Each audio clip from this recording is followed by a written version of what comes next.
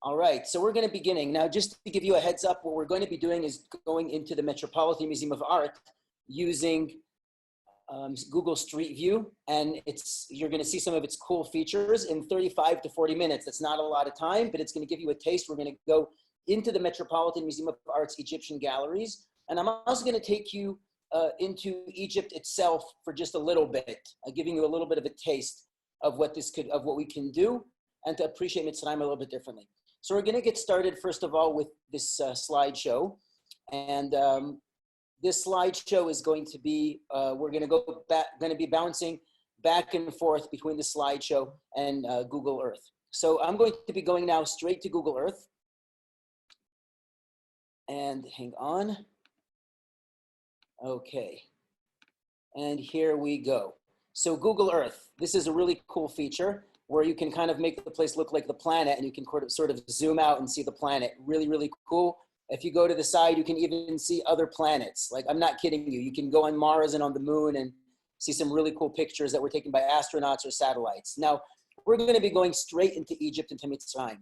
When we want to talk about ancient Egypt, in order to appreciate the meaning of what Egypt was, Yetziat Mitzrayim, and how we can look at the concept of being free in our generation, when we consider what is a Mitzrayim, what does it mean, we need to kind of look into what was Egypt about, what it was like, and what was it like for people living there. And then we can kind of think a little bit more about our personal freedom in that sense. So the most important thing we need to note about Egypt, there's two things. Number one is the most important landmark in Egypt, and then there's going to be the most important person in Egypt. So starting with the most important landmark, that is, of course, the Nile. So we're looking here at the Nile. You see here a combination of modern and ancient. You can go back to maps, but I really want to show you the satellite view. Now, this entire long green squiggly line is the Nile. This is the Nile River. The green area is the fertile part of the Nile. Fertile meaning that there's water, there's vegetation. Everything around it to the east and to the west is desert and dry and death. And that's why Egypt is the most narrow country in the world in antiquity, until with modern technology, you're able to create installation and really have water in the desert. But before that, it was all along the Nile. Now, the Nile is divided into two different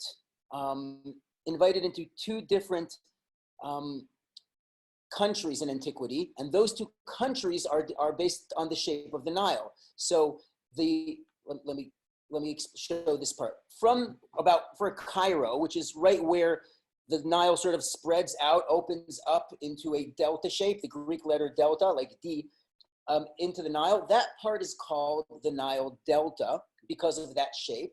And all of that area, you see Alexandria to the west and Port Said to the east, and we have the Suez Canal down here, which is probably in the area where Kiryat Yamsuf happened, in this area. So here's Cairo, and this is the connection between the Nile Delta and this entire long line, which is called the Nile Valley. And the Nile Valley and the Nile Delta were considered historically in ancient Egypt two separate countries with two different kings, and they were eventually united into one country, which is when the first pharaoh begins, roughly 4,000 and something years ago, where you have the first pharaoh who united the two. So I'm going to now take you a little bit into that, and later on, I hope to be able to show you a little bit of ancient Egypt. So let's go back into the museum, the PowerPoint. So here we are, ancient Egypt, and of course, as we know, if we need to see ourselves, if we need to see ourselves as if we left Egypt, we need to know a thing or two about Egypt, and that's really the key here. So let's get started. So Paro. This is Paro on the right, famous, iconic Paro with his nemes, with his headdress of the king with a little cobra snake, the uraeus in the front. He's standing on the Nile, as in the dream with Yosef, which he tells Yosef, this is my own painting on the bottom. It's kind of cute. But the real thing we need to understand about Egypt is how Egyptians looked at the world. So you look at the image to the left, and you see the Nile, and you see how there is what's called Lower Egypt and Upper Egypt. Lower Egypt is that area in the north next to Cairo. And in the south, you see Upper Egypt. Now, the reason this is upper and lower has to do with the way the Egyptians looked at the world. And this is how Egyptians looked at the world. For the Egyptians, the world was upside down. For the Egyptians, all of this was, the world was oriented by what was up, which is the Nile River. The Nile River flows from the south, from Central Africa, and flows all the way down into the Mediterranean Sea. Now, why is this important? Because the most important thing in Egypt, the landmark, is of course the Nile. But the most important person in ancient Egypt is Paro, who's considered to be the one who has the power to control all of that. How convenient, right? As we say, it's good to be the king. So it's very convenient for the Paro to be the one who is capable of controlling all of it, because then everyone is loyal to him, subject to him, and they think that the fact that the Nile is successful and they can be farmers with success is due to the fact that he is blessing them. So it's kind of a very convenient setting, but this is really ancient Egypt for thousands of years. Now, remember I mentioned that the first Paro, the first pharaoh, was the one who united the two lands. Let's take a look at what that looked like. This crown, this conical crown, is the famous crown of Upper Egypt. You see, it kind of looks like a bowling piece, yeah, those bottles. And this is the crown of Upper Egypt. And that's because it's higher up. The Egypt would look up towards the Nile. This crown is called the crown of Lower Egypt. And this crown is a crown which represented those rulers who were ruling in the northern part of Egypt, which is topographically lower. Now, the first pharaoh united the two and created what's called the double crown of ancient Egypt. So this is going to be the kind of headdress, the crown that the pharaohs who were powerful and united all of Egypt and were able to keep Egypt together would wear. And you're going to see this in many Egyptian temples, monuments, and it also has to do with Egyptian mythology. So with the little time that we'll have, we'll hopefully address it a little bit more. Now that we have that, we're going to go back into the museum. And here we are. So I'm taking you now into the Metropolitan Museum of Art in New York. I hope you've all been there. It's a great museum. And this is what happens when you click on this little character on the bottom right called Street View. Now, when you click on him, it sort of lights up areas that are lines, show you where there's Street View, where they had that device with cameras 360 running through, and every little circle, photospheres, people uploaded, contributed their own photos to the museum. Now let's click this and see what happens. And here we are right outside the Met. You can look on the bottom and see when it was captured. This was captured May 2017. The mysteries and landscapes of Heracles, Segra. Basically, you can see all kinds of old stuff here that's not there anymore. But I want to take us to Street View, not to some photos that people captured. So let's go inside the museum, and here we go. Boom. We are inside the museum. Let's close that. Okay. Now, inside the museum, which is now empty, this was filmed on a morning sometime in June 2010. In other words, 10 years ago, things looked a little bit different. There's a statue of Paro that was right here by this bench. It's not here anymore. And you get to see some stuff which really is not there anymore, which is really what's cool about it. Okay, let's go inside Egyptian art. All right, you're looking at the way the Met looks today. This is in a tomb of Peri-Nebi, who was buried underneath this tomb in a mummy. We're going to talk about mummies in just a bit, but this tomb was transported in stone by stone from Egypt and placed in New York City. So this is all original from Egypt, except for these exterior walls, which are from New York. So let's go in and talk a little bit about mummies. And through mummies, we're hopefully going to talk about Paro and the 10 Makot and look at some cool stuff. Okay, here's a nice mummy. This mummy is actually Roman. Remember that the Romans, you've surely heard the name Cleopatra and Mark Antony. This is when the Romans ruled Egypt, sort of at the end of its days as Egypt with all of the mythology and stuff. It sort of fell apart after that. But this is when the Romans, they sort of adopted the local culture, which was to make mummies. So there's Roman mummies, there's Greek mummies, and now we're stuck in front of a wall. So here we go. This hallway, we're gonna look at a little bit about Paro in this hallway. But this hallway is really cool because these images, if I have a little more time, I would take you into some Egyptian tombs in Egypt. You can see a lot of really cool stuff. Some good Facebook groups where people are doing 360 of tombs, really cool stuff, ancient Egypt groups.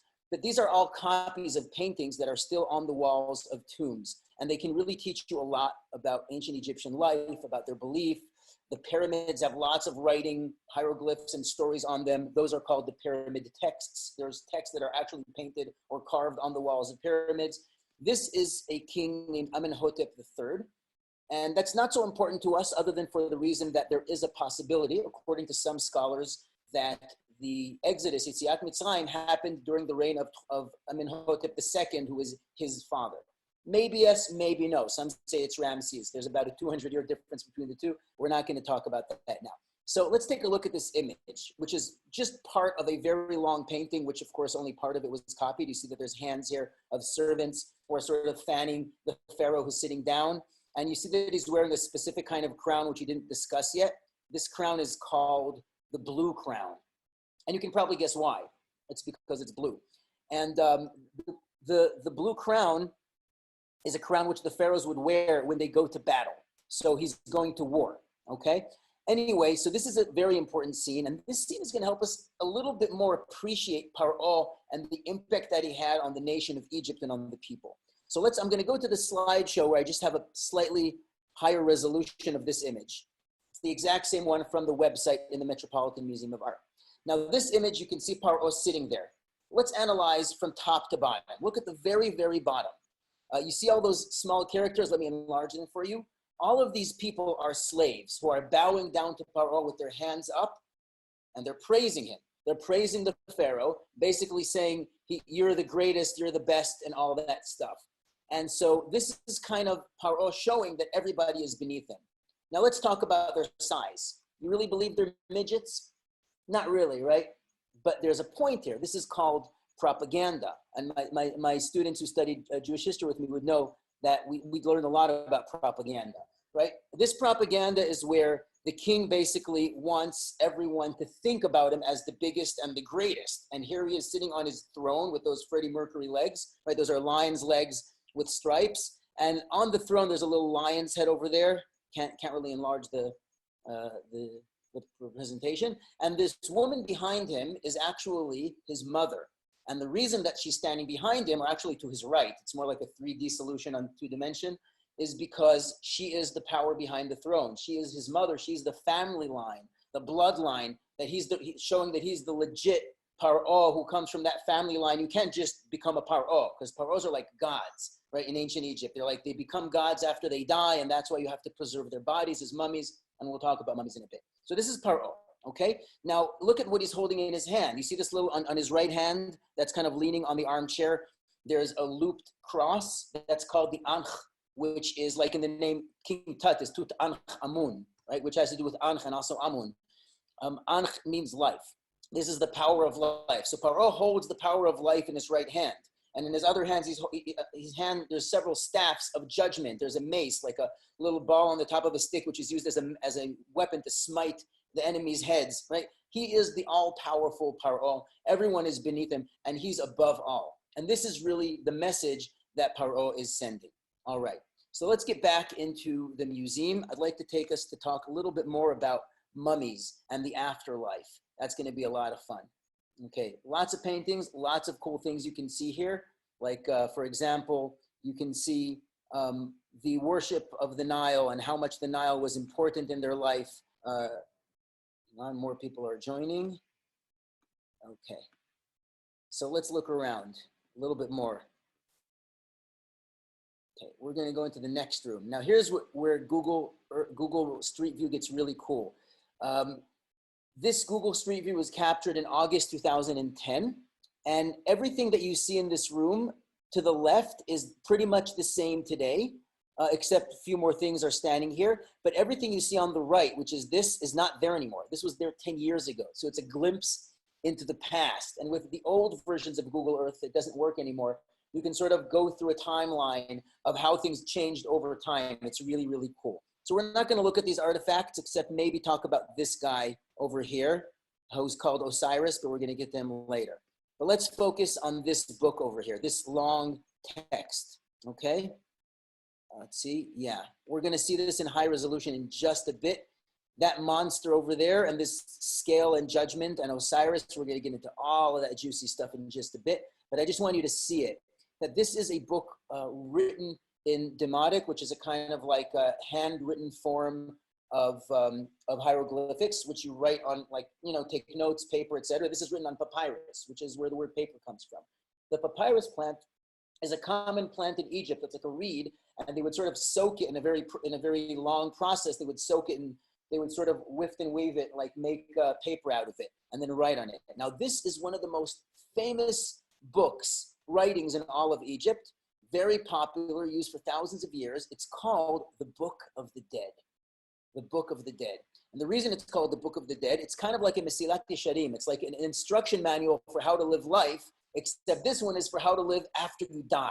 So the Egyptians really focused a tremendous amount on what happens after you die, as opposed to what you do when you're alive, which is a very big difference between that and Torah, but we're going to talk about that in a bit. Before we do that, I want to introduce you to one mummy that I have a family connection to, and I kid you not. This mummy over here, who's silently laying down there, this mummy is a mummy that I have a family connection to. So this mummy, remember we saw Roman mummies earlier? This is a Greek mummy. It's when the Greeks were in Egypt. Remember the Targum HaShivim, the translation of the Torah into Greek, happened in Alexandria in Egypt during the time of the Second Temple, right? That was the Ptolemies, the Greek rulers of Egypt. So this is someone from that kind of period of time.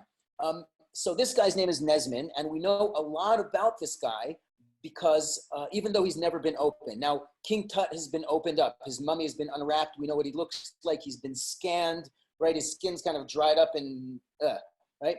But we know a lot about him by opening him up. And same with Ramses the Great. His mummy's been opened. By the way, he's about 6 feet tall, which is very tall for people in that time. Most people are like 5'1", 5'2". So this being said, we know a lot about this mummy without ever opening him up. Remember, if you open up the wraps, it damages the skin, which is supposed to be protected. That's why it's wrapped up and covered in so many cases. The way we know so much about this one without opening him is because he was put through a scanner. It's called radiology. And when he was put through a scanner, he was in 3D. You can sort of reconstruct everything. You can digitally even remove the skin and see the bone integrity and kind of figure out, like CSI. Was he stabbed? Was he shot by an arrow? How did he die? Was he obese? Was he skinny? How well did he brush his teeth? You can really know a tremendous amount about these mummies just by examining their bones. Now, here's the cool thing. So my cousin, Dr. Hoffman at NYU, is the one, he was on the team of radiologists who scanned this, and that's my family connection to this mummy. And this is really how mummies are studied today. They're studied by scanning them instead of opening them up. Now, you see all these cases? This mummy was inside a case. This mummy was inside a wooden case, and then the wooden case could have been inside this too. We're going to talk about that in just a moment. So let's go and talk about mummies, death, and the afterlife. Look around you. This is the Met. There's some guards there early in the morning when this was filmed. It's kind of fun.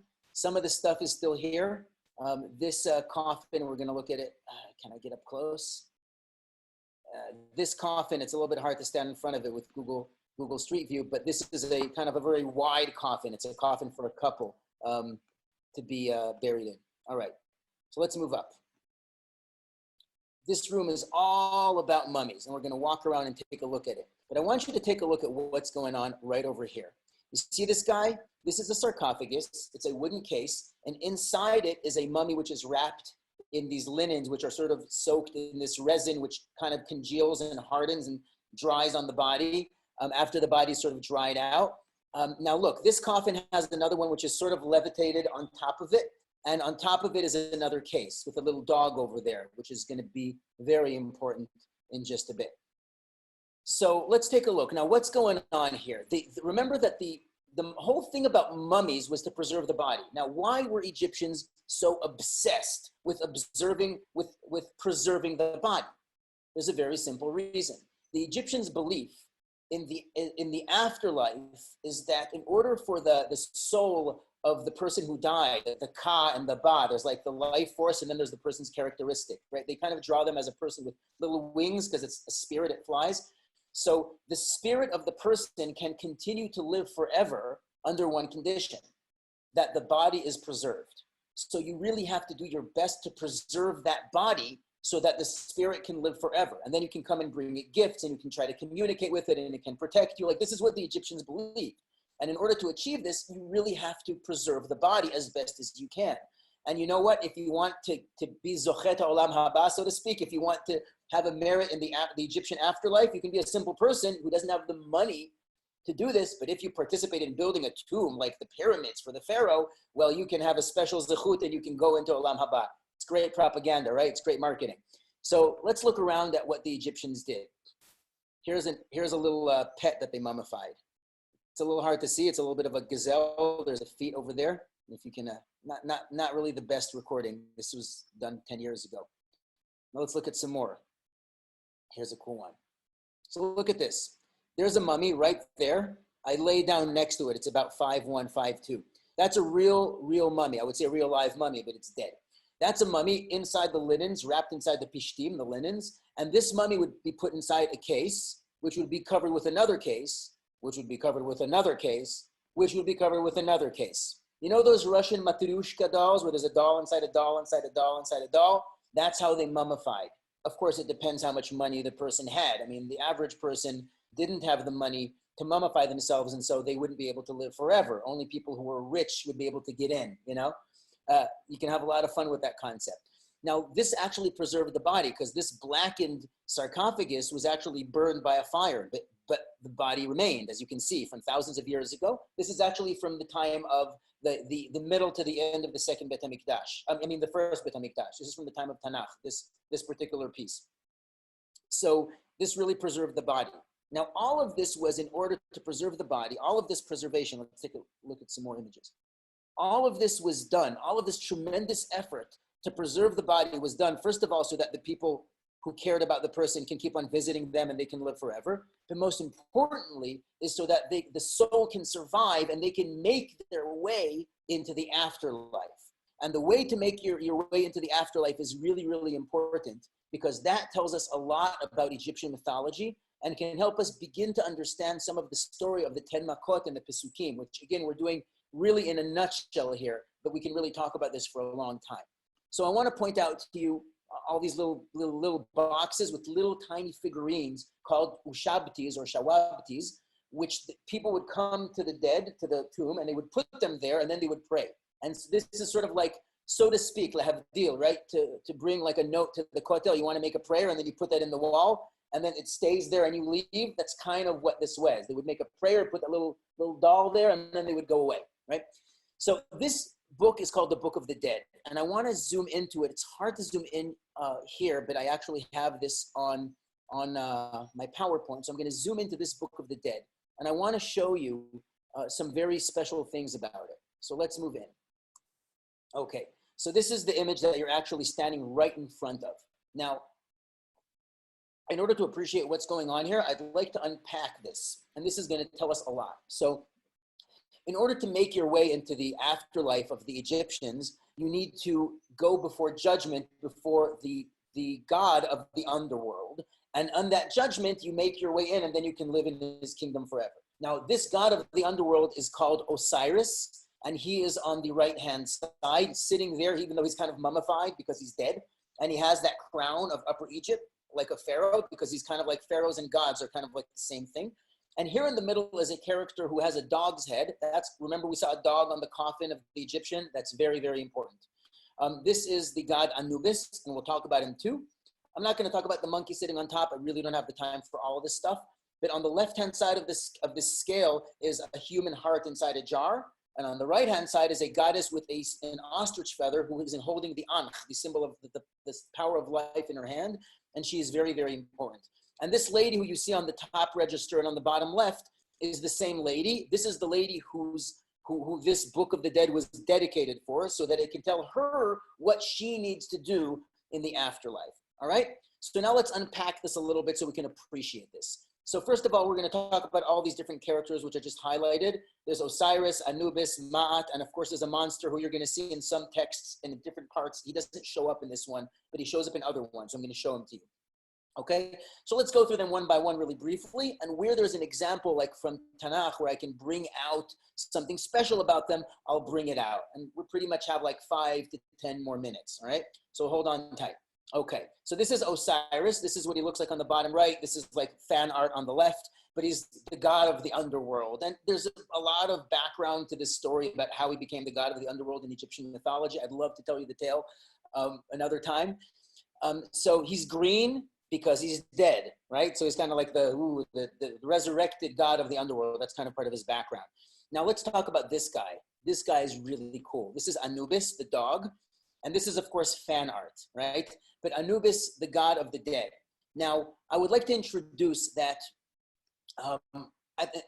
This is a pasuk from Makat Bechorot, from the part of the description of before Makat Bechorot. Hashem says, "Ubechol Elohei Mitzrayim e'aseh shefatim." I'm going to make an example. I'm going to judge all of the gods of Egypt, and then they will know that Hashem is God, right? Now, part of this idea of judging all the gods of Egypt is because in order for Egyptians to accept the responsibility for Paro, to accept the responsibility for doing something evil to Am Yisrael, he needs to acknowledge who runs the world. And that's not easy for Egyptians to understand, because the Egyptians are under this conviction, this belief that Paro controls the Nile is the gift of the gods, and Paro is like a god, and they have it all figured out. How are you supposed to show them a different reality? Well, it's not easy to convince people of things other than they already believe, as we know today from all kinds of discourse, in political and whatever. It's really hard to convince people to see your way. It's really hard to do that, especially when people grow up thinking certain things. So Hashem has to sort of step by step in 10 steps, in 10 makot, in the 10, I call it a 10-step therapy session, to sort of help the Mitzrim recognize HaKadosh Baruch Hu gradually so that they can handle it. So here's one example, okay? So the god Anubis in Egyptian belief is the god who's responsible for death, because he's like a jackal, he's a wild dog, and dogs are always connected to death and to war. They're sort of on the outskirts of the city where the cemeteries are. So this is the god of death. Now it's very interesting that in Makat Bechorot, Hashem says, and this is the pasuk, Ulechol b'nei Yisrael lo yecheratz kelev leshono lemeish ve'ad isha, lemeish ve'ad behema, that the reason that not a single dog will make a sound at Am Yisrael is because Hashem wants to teach everyone that Hashem differentiates between Egypt and Israel, between who shall live and who shall die. And that's what's happening during the Korban Pesach. We're sitting in the homes eating Korban Pesach, and Hashem is outside there killing all the Bechorot of Mitzrayim. So if all of the dogs are completely silent, that's kind of weird. That's unnatural. It's miraculous. It's a nes. And this nes is coming to teach the Egyptians that it is Hashem who differentiates between who lives and who dies. It's Hashem who controls life and death, and not Anubis. And this is a way that the Egyptians can understand that. So that's really, really cool. And I heard that from Dr. Yael Ziegler.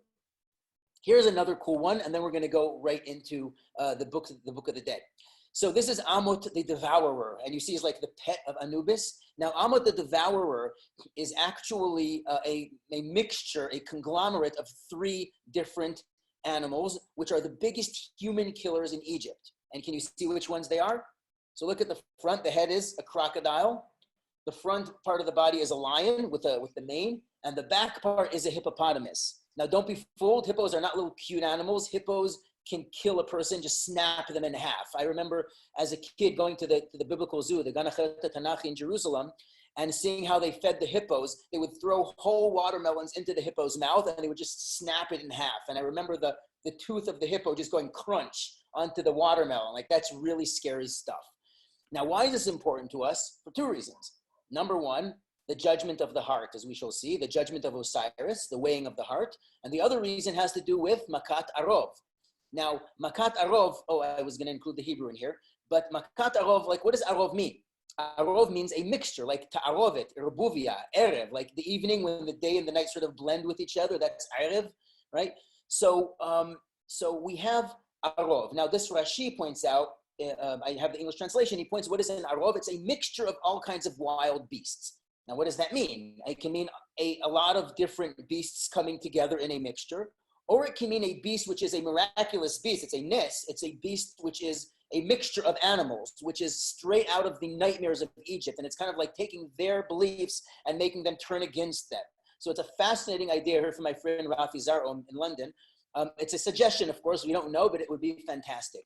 Now let's put it all together. One last step. This is going to be very important, both for the judgment of the heart and to understand Paro. So this is Ma'at, who's the god of or goddess of balance and cosmic order. And the symbol for that, you see how she's holding the life in her hand and she has a staff? That's kind of typical for all the goddesses. What tells the difference between every Egyptian god and goddess is what they're wearing on their head. And that is the feather. This feather is an ostrich's feather. It's also her hieroglyph. And it's an ostrich feather which is balanced on the tip. Now try to balance an huge ostrich feather on the tip, right? It's impossible. But this is the symbol of absolute perfection, of balance and cosmic order. It's perfect balance. And so if you want to tell if a person is evil or good, you have to balance them against in the scale of cosmic order. And then they can go into the next world. So I'm going to wrap this up very soon, but I want you just to see these images because Ma'at is very, very, very important. And now let's go into this, and I'm going to start wrapping this up. So here's the same image that we saw, but now we can start making sense of it. So there's Osiris, the god of the underworld on the right. Anubis, who's involved with life and death, is there weighing the heart. On the left-hand side is the heart, and on the right-hand side is Ma'at, she's sitting there kind of crouching with the feather on her head, and this is how you balance it. Now, what happens if your heart is too heavy? What does it mean if your heart is too heavy? Do you see what I'm doing there? The heaviness of your heart, kaved lev paro. When your heart is heavy, that means that you are evil. That's what the word means in ancient Egyptian. So Torah is using words here. When remember, Hashem is speaking to Moshe, and he's telling him what's going on with Paro. I have made his heart heavy means he is evil. Now, it's really cool what happens when your heart's too heavy, but if your heart is light, you're a tzaddik, you can go straight into Olam Haba, so to speak. Now, the cool thing here is, I brought the pasuk on the bottom. I should have put it with the Hebrew, but this is Paro. This is at the end of Makat Barad. Paro sends Vaishlach Paro Vaikra leMoshe uLaharon Vayomer lehem Chatati hapa'am Hashem haTzadik ve'ani ve'ami haReshaim. Paro says to Moshe and Aaron, I have Chatati. I have sinned. I have done evil. Hashem is right, and me and my people are evildoers. Now think about this. Paro believes that he is like a god, that everything he does is absolutely correct and right, yeah? And Paro's role in the universe is to maintain cosmic order and balance. Paro sort of owes it to, is responsible for Ma'at, for maintaining balance in the universe. Paro is absolutely right, and everything he says, everybody does, right? He says, throw the kids into the Nile, no question, he's a god. We're not asking questions, right? So think about this. So now Paro has to acknowledge that he is evil. It's a tremendous progress. It took 7 makot, but he's getting there, right? It's going to take time, but we're making progress. So this is a very important concept. Now I want to take you into, this is another, this is it. Yeah, I have it. There's the pasuk. Okay, I see what I did there. Now here's another pyramid, another Book of the Dead from another part of the museum. I just wanted you to see the monster on the bottom right, and what happens if your heart is too heavy. You see on the right-hand side, this time it actually has the feather of Ma'at, the ostrich feather. If your heart's too heavy, well, guess what? That monster, Amut, the destroyer, the devourer, will devour and eat up your heart, and you will never make it into the afterlife. So you really have to be a tzaddik, and you have to stand there and say, I never stole, and I never murdered, and all that stuff, and then you make it into the next steps. Like this book is supposed to tell you how to do that. So that's really, really cool. And here I have one more pasuk where Hashem says to Paro, Ani achbadeti et libo ve'et levav adav. I made his heart heavy. So this is kind of same thing here. I just have it in English. So that's kind of it. Now, we don't have that much more time. We have like 5 more minutes. So I'm going to take you back into the museum, and I'm just going to show you a few more things just so you can kind of, wrap up with a nice thing. We really don't have so much time. I'm going to take you into the temple of Dendur. See if I can walk through this wall. Here we go. Look at that, the crown of Upper Egypt. This is a pillar from the time of Ramses the Great. And I'll quickly take you in here and really show you one more last thing, and then I'm going to open up for Q&A. So this is an installation built into Central Park. It's called the Temple of Dendur. And the Temple of Dendur was actually rescued from a flood of water in the 1960s, closer to 50 years ago, so the late 1960s, when Egypt built a dam in Upper Egypt, right by Sudan, in the very south of Egypt, to control the water flow. And so all the water below or to the south of the dam filled up and sort of flooded a lot of monuments. And this is one of the monuments which was rescued by about 50 countries. It's called UNESCO, right? It was like an international operation to rescue these ancient monuments. and preserve them. And it was given as a gift to the United States for their involvement and placed into Central Park. And this is one of the cooler places in the museum. If you've heard of the Met Gala, this is where it happens. It's right here inside the Met because it's a really cool place. I've heard of people who've rented this place out for weddings and stuff. So this is a really cool temple. And it was by the Nile, but it was rescued. Now, last thing, and I'll open up for Q&A. I want to share with you one last thing. Oh, I'm here. I want to show you, hold on, another place from this area. So here we are in Egypt, right? We're moving all the way down. This is Aswan. This is where the dam was built. And so everything south of here was flooded. And so Dendur is somewhere around here. And one of the temples which was rescued, it's an incredible story. The thing was lifted all the way up to the top of the mountain. You'll see the size of this thing. This is another one of the temples. This is a temple built by Ramses the Great. This is already Nubia. This is Eretz Kush. This is not Egypt. It was built here in order to show the power of Paro and to intimidate the Nubians so that they are loyal to Paro. And I want to show you these temples. Let's go in here and boom. And I just want to, I'm going to have to walk outside. I want to just show you the magnitude of this thing. Hold on. Here we go. So here we are outside these massive temples. Now, all of these temples, just so you know, were actually lifted, literally lifted and placed on the top because the Nile actually had to be, like the level was raised. Here, let me try to get into street view. Gosh, it's not going to really work, but that's fine. Okay, so this is the temple of Abu Simbel, and Abu Simbel, which means the temple of the sun. And what's really cool is when the sun rises, it goes straight in there. You don't have the time to go in, but it sort of lights up the statue of Paro. But look at the size of this thing. Like, look, there's people on the bottom. See, there's a tiny person and big statue. Now think about this. An entire country ruled by one person who controls all of the Nile, who makes massive monuments of himself to glorify himself. Look at that. There's the crown of the double crown of Upper and Lower Egypt. He's the big boss. He's the ruler. And he's showing you who's in charge. So when we think about Mitzrayim, and here I'm going to sort of wrap up. When you think about Mitzrayim, I want you to understand that it's a country who was indoctrinated into believing that Paro controls everything, and everything you do is thanks to Paro allowing you the ability to have life and to be successful and to do things. And this really turns a person into a slave in their mind. So Mitzrayim really is Bet Avadim. It's a house of slavery. It's a place where people are born and bred to think like slaves and not to be free people. Imagine being in a society, hint, hint, where people tell you how to think and what you want to do and what you want to buy and how you want to live. Like, who's really free, right? So this is kind of like an introduction. I want to say thank you very much. I'm going to open up now if you want. We have a few minutes for Q&A. Just raise your hand and I'll unmute you. Oh, wow, Rabbi Jacobson, Rabbi Baredes. Wow, look at that. Okay, if there's any questions, just raise your hand. I shall unmute you and you can speak up. I see, yes. Hold on. Yeah, Isaac. Yeah, we were there on the last day. Where, in Abu Simbel or in the Met? No, you're in the Met with you. Oh, you're the, oh, that's who, now I wonder what pictures you were talking about earlier. Yep, last tour I did in the Met, they were with me, the Azracs. That was awesome. So, hope you got to see something. Wait. Yeah. Solomon has a question. Ask him about the Pharaoh dying. Go.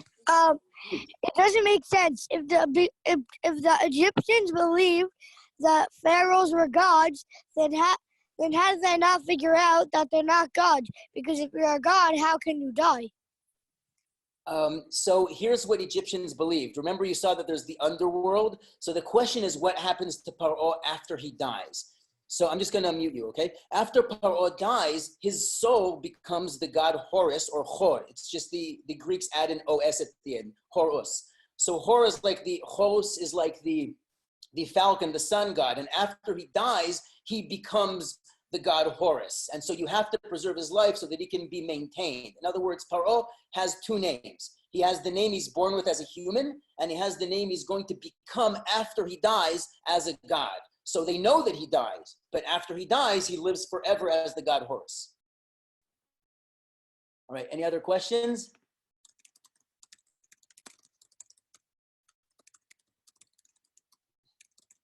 Okay, if we have no more questions, I'm going to give it 1 more minute. Okay, but otherwise I'm going to say Moadim L'Simcha, Chag Sameach. Oh, Buzali, okay. Yes, Avraham, Daber. Yes, very, very well done, the Thank you. presentation. And I want to ask you, you mentioned before that Ramses could have been the king of Egypt. Meaning he could have been Paro. You Yes. could say from the Torah says that they built storage cities, et pitom bet Ramses. That means Right. that he was already a god. It wasn't that Paro. So we need to know the difference between a person named Ramesses and a city named Ramesses. We do have evidence from the time of Ramses the Great, who is the Ramses I'm talking about, whose capital was Pi-Ramses. I mean, he had a city called Pi-Ramses built in his name. So that's the earliest time we ever find the name Ramses named after a place, and that's part of the conversation. But then remember that the name Ramses could have existed for a lot long before there was a city named after him. So there's Ramses the first, Ramses the second, Ramses the fifth. Ramesses, right, just means the child of Ra, right? There's many kings who were named that. And the name Paro is a generic term for all of the kings of Egypt, even some queens who assumed the throne. So Paro is just like saying the king. It isn't a particular Paro. I see. Rabbi Baredes. Yes, hi. First of all, I'm sorry that you cannot see me, but my camera is not good. I wanted to say it's really amazing. I wish, you would have done, I know it's only 40 minutes. I'm sure that you have much more to say. Just so you know, I'm doing another one at 7 o'clock, which is going to be an hour and a half, but it's paid. I'm going to upload it later Because to YouTube. tonight I have a class. I won't be able, but all what I want to say, it was really amazing. But thanks for telling me. But what I want to say, I wish like you would have done it like before Pesach. I would be able to even understand in the Haggadah more. Like it's so many things, such a connection. You see how everything fits. I wouldn't really think that it's going that way. So it's really great. I'm glad that I joined, and it was really amazing. And we can talk more about it, but it was really great. It's showing. Thank you, Rabbi Baredes. Thank you so much. Yes. Thank you. Chag Sameach. Yes, did we have another question from the Azracs? Was that another question? Yeah, my brother has a question. Yes. So when you're showing the river, like when you're showing the water with the actual water that was in the museum, why didn't you tell them about the crocodile god? Oh, because we don't have so much time to talk about it. Otherwise, I would love to talk about Sobek, the crocodile god. But you were there with me. Now, I'll tell you one thing, is that this Google Street View was filmed 10 years ago. You may have not noticed, but the crocodile wasn't there because it wasn't put there yet. So that's deliberately why I didn't talk about it, because I don't want to talk about something that's not there. Oh. Okay? 10 years ago.